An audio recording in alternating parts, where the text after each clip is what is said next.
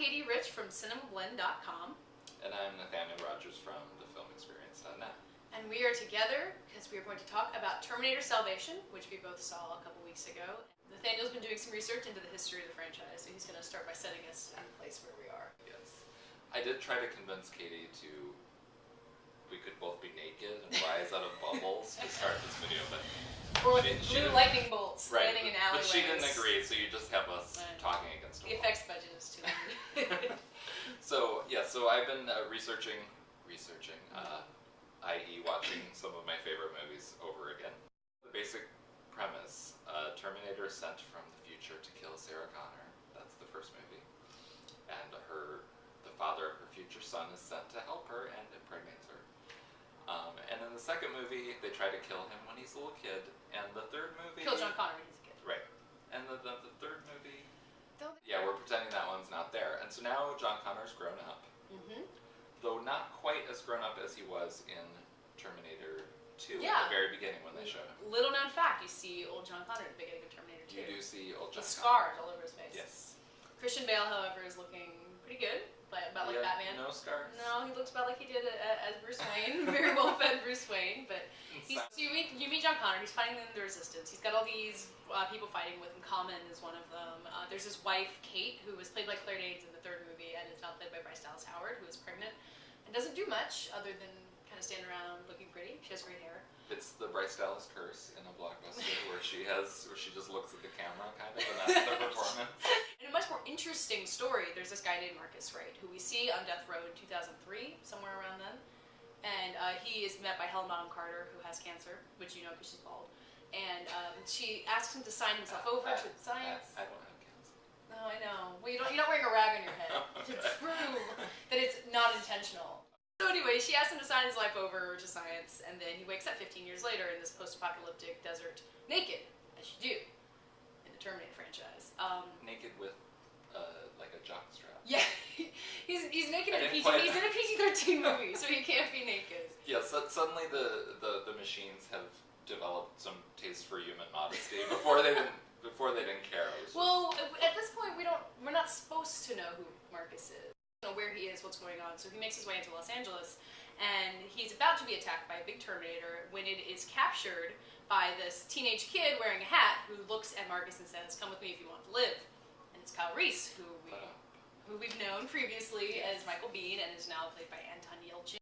Marcus and Kyle team up. They're on their way to find John Connor when Kyle and the little kid are kidnapped by this giant Terminator robot called the Harvester, which picks people up and scoops them and carries them away to Skynet headquarters, where they'll be used for research.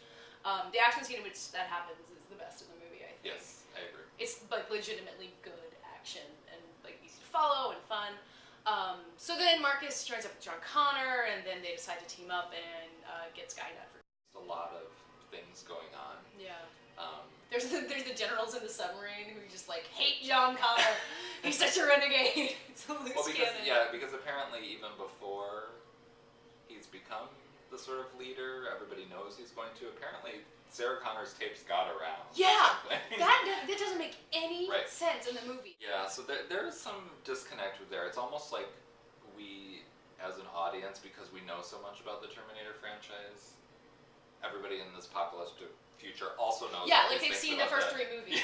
Everyone except Kyle Reese, who doesn't know what's going on yet. Right. Yeah, he doesn't know. And Marcus. So my basic thing with this movie is that I think if we had stayed with Marcus Wright, it would have been an interesting movie. As a Terminator film, I'm not sure that it works, but as a standalone action movie, I thought it was pretty good. Yeah, and the thing about as a Terminator film is, what is a Terminator film? Like it's gone through so much. There's been so many different variations on the formula that it's really hard. I think the one Terminator thing that this movie misses is kind of a thought about what robots should be. Like there's not that mental anguish about what have we created, what have we done, how can we fix this, or any of the talk about fate. There's no time travel in this movie. Okay, so we were talking about Marcus and how I think the movie was originally intended to only be about Marcus. Yes, and I think the focus on John Connor is the problem. But when you have somebody raised up as like the savior of a story, I sort of think that person needs to remain abstract.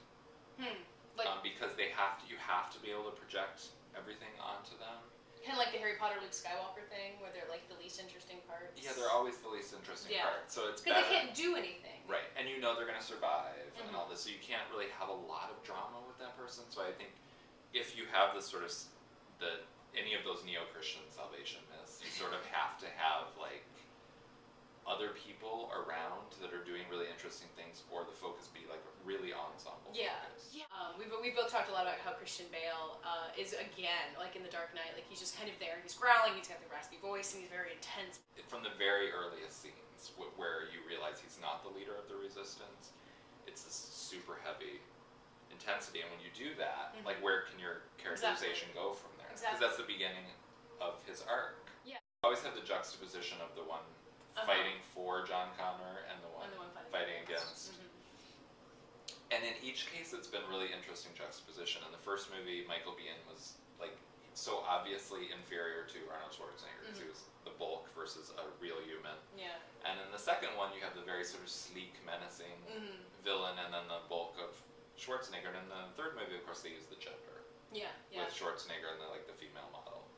And in this one, I think the fact that Christian Bale and Sam Worthington are actually very evenly matched.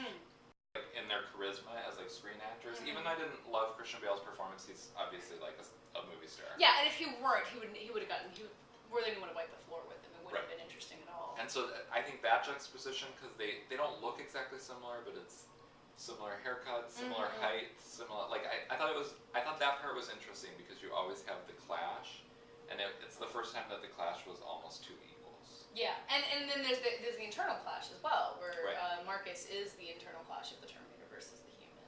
Right. And I don't know if that represents an idea that McG wants to go forward, where it's not that machines equal bad, where there's going to be more of a even ground between. Because I don't know how that would fit into what's been established for the franchise already. Right. I'm not sure if he's thought that. I don't I think he's know. trying to survive this. Yeah, I do. I think you could fix it and make it more compelling with just shuffling a few scenes. Actually. Yeah, really. Yeah. Because take away a few John Connor scenes. And move or eliminate the whole original. I'm rewriting the movie now. We're fixing the movie. That's a good point.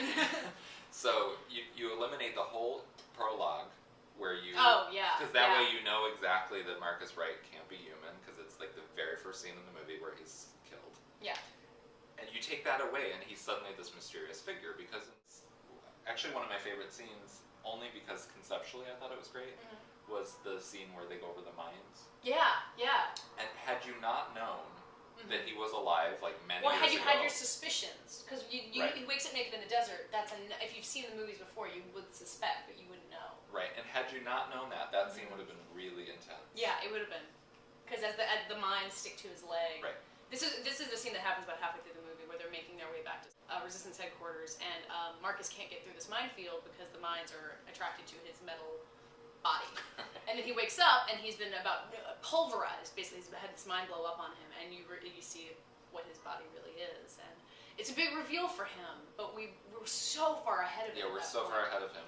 Yeah. That we're just waiting. The entire movie, you're waiting for him to catch up. Exactly. I think you're right that they were afraid of losing the audience. That McG doesn't have James Cameron's confidence to just be like, I'm going to set this up and you're going to follow along. Right. Yeah, so our verdict mixed. Yeah, mixed but positive overall. Like I would recommend people see it. I told a friend earlier, there's something to be said for B- summer entertainment movies, where you just go and you're entertained and you don't feel bad about it. Like you don't feel like you've had to sacrifice so Right, many. and you get a new star in Sam Worthington. Exactly. And you don't get a new star every day. No, that's true. I mean, Sam Worthington really is impressive here, and his accent is a little shaky throughout the whole thing. He'll get there. I hope you liked listening to us blather on. Yeah. We're gonna try to up the ante a little with our visual. Yeah, soon. this is just the beginning. Right, it's only the beginning, so we just wanted to throw this out for you. I'd say this is like the stop motion robot at the end of Terminator, and our idea is to be the harvester robot that puts people inside it and runs away with them. Wow. In a week's time. In a week's time, Right. Once again, this is Katey Rich from cinemablend.com. And that's Nathaniel Rogers from thefilmexperience.net. Thanks.